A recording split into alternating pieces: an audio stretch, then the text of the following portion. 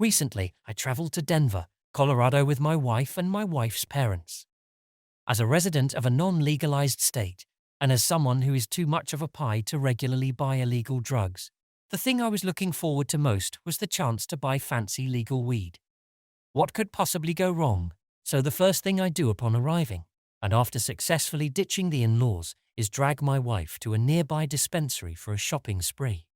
And oh my God, it was just like in my dreams. Tons of different options in neat little sample jars and a team of helpful stoners walking me through the various strains. Are you looking for a mellow body high? Or do you want something that gives you a bit more pep and energy? Or are you just hoping for something light to take the stress off? Yes, yes, and yes, I reply eagerly like a fat kid in a candy store and request an 1/8 ounce of about 7 different options. In hindsight, if I learned anything from this experience, it is that my math and science teachers never taught me basic information like what is an ounce, or how much weed can a person consume in a single weekend. Sure, I can tell you when 2 speeding trains leaving separate stations will collide or recite Avogadro's number, but it turns out that none of that information is particularly relevant to getting high in a responsible and efficient manner. And it was at this dispensary that I also learned that you can't actually smoke in public places, including the hotel that my wife and I were staying at. As a result, before leaving, I begged my wife to buy some edibles that I could munch on until we found a place to properly get lit. After expressing shock as to the absurd volume of drugs that we were buying, unlike me, she is the product of private school and understands the imperial measurement system, she relents, and we walk out of the store with what felt like a dump truck of weed plus a small package of seemingly innocuous ginger snap cookies. When we finally get back to the hotel room, I tear those bad boys open, only to find about a dozen tiny cookies roughly the size of a quarter. What the FK, Denver? Seeing the skepticism and hunger in my eyes, my wife warns me that I should go easy and look at the back of the package first before trying one. Dose size 12 cookie, I read silently as I start taking micro bites from the edges like a giant chinchilla gnawing on a sunflower seed. But what kind of a savage only eats half a cookie? So a second later, I covertly pop the remainder into my mouth. And then I quickly stuff another 2 cookies in my mouth, for good measure, the moment my wife turns her back. We may not have legal weed back home, but I routinely devour an entire package of Milanos in one sitting without breaking a sweat. Your move, tiny ginger snaps. About 30 minutes later, we are in the back seat of her parents' rental car on the way to dinner. And that's when things start to go tits up. My stomach growls, loudly and angrily. My wife looks at me with inquisitive eyes that seem to say diarrhea. But I merely clutch my tummy and mumble something about altitude sickness. You didn't eat a whole cookie, did you? She asks, 10% in genuine concern and 90% in seething irritation. Of course not. I respond, avoiding eye contact for the remainder of the car ride. A few minutes later, we are climbing out of her parents' rental car and heading into some trendy farm-to-table restaurant. I don't remember how I made it to my seat, and I don't remember even looking at the menu, but I do remember the concerned look on the waiter's face as he asked me if I was doing all right. Keep it together, man, I say to myself.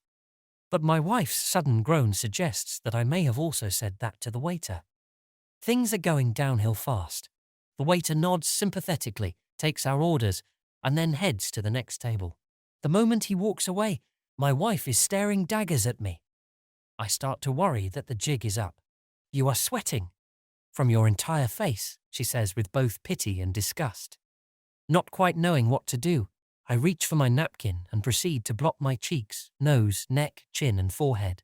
At this point, my wife's mum looks over at me with some concern. Are you all right? She asks kindly. Yeah, the food's just a bit spicy, I reply, far too quick to realize that we had literally just ordered, and that there is nothing on the table except for a basket of dinner rolls. My wife kicks me under the table to grab my attention. Bathroom, now, she hisses. Get it together. I reluctantly get up from the table and head for the toilet. After splashing several handfuls of water on my face, I approach a urinal and start to pee. Now, one of the more disconcerting effects of those tiny ginger snap monsters is the feeling that time has become untethered from reality.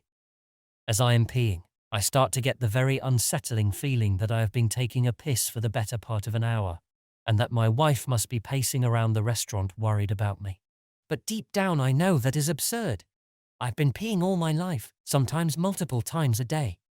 I've probably taken more than 50,000 leaks, and it usually only takes about a minute at most.